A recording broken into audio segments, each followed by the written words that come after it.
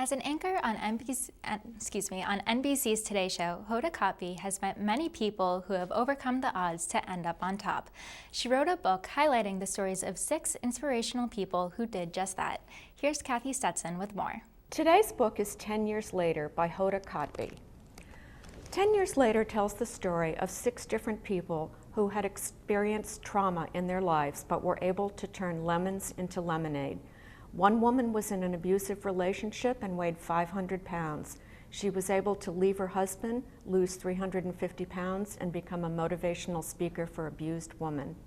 Another woman got cancer at 22 and was able to start a foundation that made other cancer victims aware that if they were of childbearing age, they needed to protect their fertility.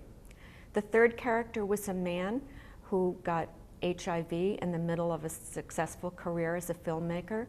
His response to HIV was to start using methamphetamines, and it wasn't until the death of his sister that he was able to come out of that and restart his career. The next character was Diane, who developed epilepsy. She was an extreme athlete and was able to have brain surgery to take out the brain cells that were causing epilepsy and become an ultra-marathoner. Another character was someone who was present at the Marriott during the attacks of 9/11. He carried a burning woman out of the building, but later learned that his sister and beloved niece had been on the second plane.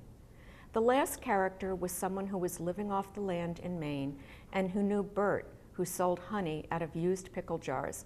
She was able to convince him that used pickle jars were not the best way to sell his product, and she went on to found a multi-million-dollar company.